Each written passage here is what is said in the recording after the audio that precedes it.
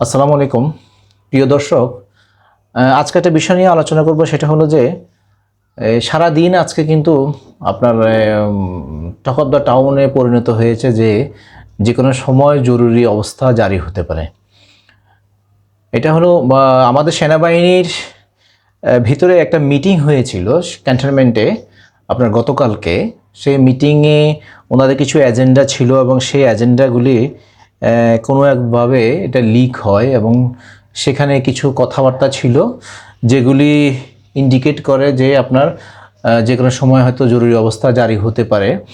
এই বিষয় নিয়ে আজকে আমাদের কিছু সাংবাদিক এবং কিছু ইউটিউব কন্টেন্ট ক্রিয়েটর ওনারা দেখলাম আজকে অনেক ভিডিও আপলোড হয়েছে, অনেকটা মতামত দিয়েছে যে যে কোনো সময় জরুরি অবস্থা জারি হতে পারে। অনেকে একটা রেফারেন্স দিয়েছে, সেটা হলো গতকালকে সেনানিবাসে যে মিটিংটা হয়েছিল সেখানে অনেকগুলি এজেন্ডা ছিল। তার মধ্যে একটা এজেন্ডা এমন যে সেখানে লেখা আছে যে a state of emergency may be declared at any time from today, leading to the formation of a national emergency government. Political activities, rallies and meetings may be temporarily suspended. ওনারা এখানে বলছেন যে এরকম কিছু হতে পারে আজকে থেকে, মানে আজকে একটা মিটিং আছে, আজকে সেনাবাহিনীর প্রধান একটা বক্তৃতা দিবেন আজকে। তো সেইখান থেকে কোনো একটা দিক নির্দেশনা আসতে পারে বা এরকমটাই সবাই একটা ধারণা করছেন যে আজকে হয়তো যে কোনো সময়ে, আজকে হোক না হোক বা অন্য কোনো যে কোনো সময় থেকে জরুরি অবস্থা মেবি জারি হতে পারে। দেখুন, জরুরি অবস্থা জারি করার জন্যে আমাদের সংবিধানে কিন্তু 141-এর ক, খ, গ, ঘ এই ধরনের কিছু অনুচ্ছেদ আছে।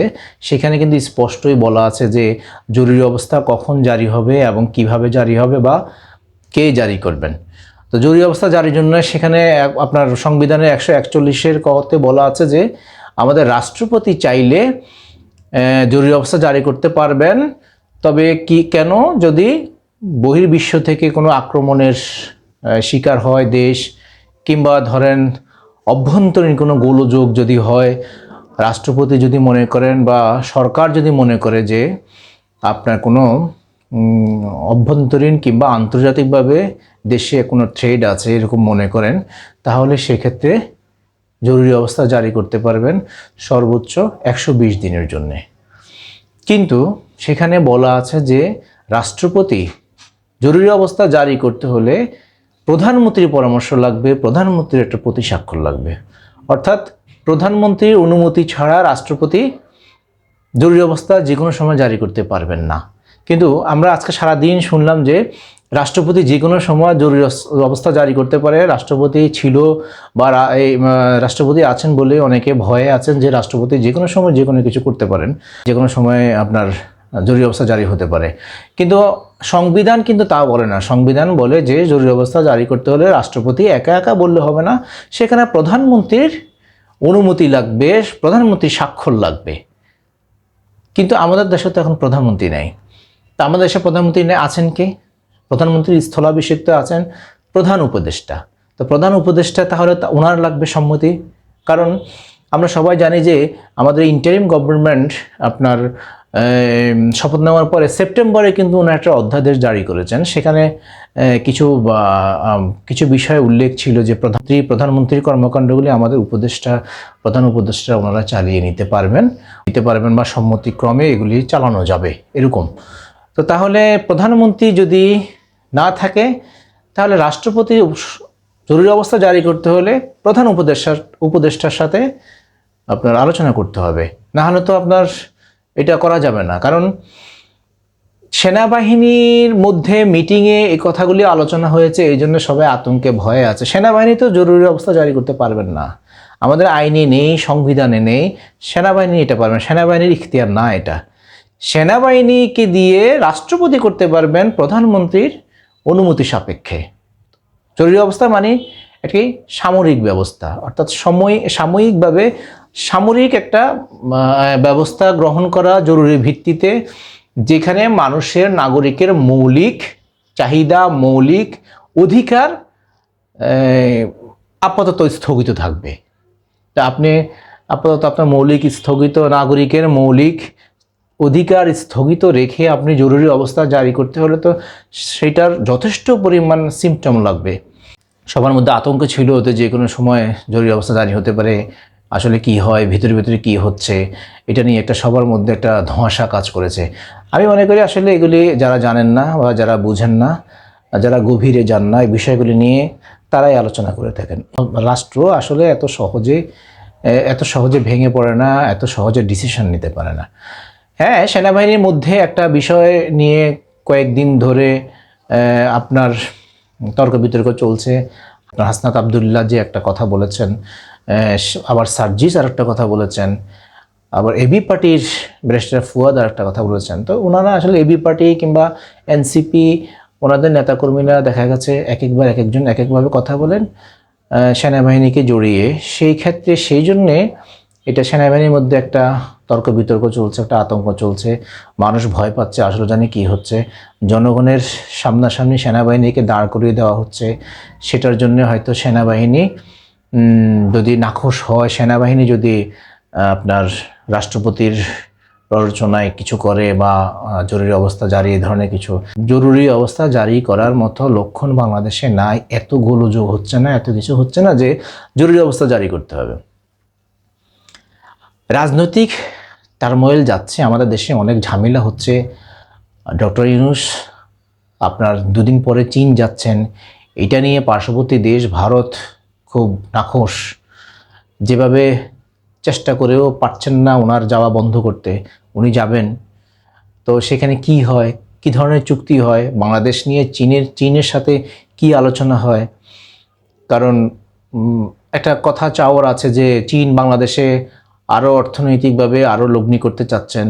হাসপাতাল কিংবা ধরেন কেউ বলতে চাচ্ছেন যে ফেনী নদীর পাশে, ওখানে আশেপাশে যে ইকোনমিক জোন আছে বা এই ধরনের পাশে একটা অস্ত্র কারখানা বা এই ধরনের কিছু, যে ওখানে অস্ত্র তৈরি হবে চীনের সাহায্যে, চীনের অর্থায়নে, এই ধরনের আছে। তিস্তা বাদের বিষয় আছে।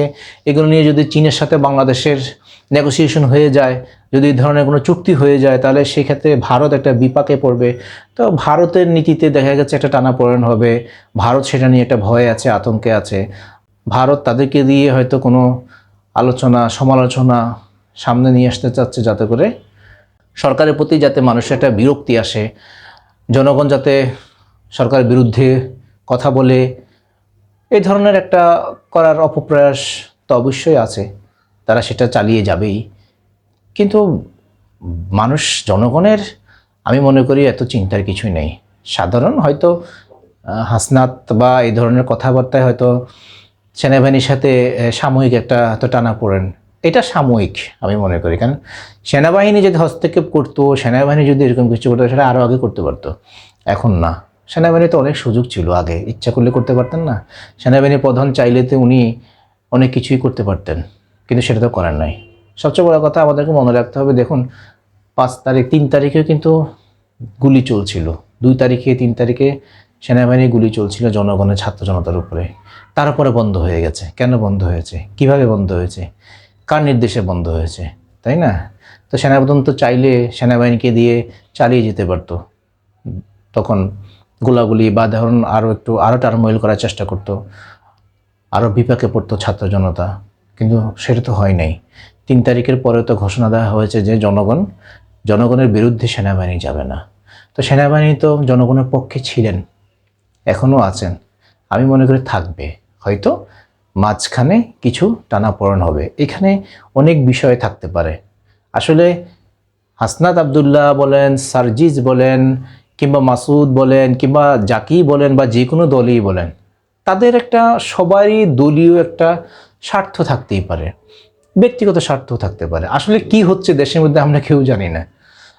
সবাই যে জনগণের জন্য 100% কাজ করবে এমনটা না, এমনটা হয় না আসলে রাজনীতিতে। বিশেষ করে আমাদের দেশের সংস্কৃতিতে এরকম হয় না। সবাই সবার স্বার্থ, সব দলের স্বার্থ নিয়েই কাজ করে।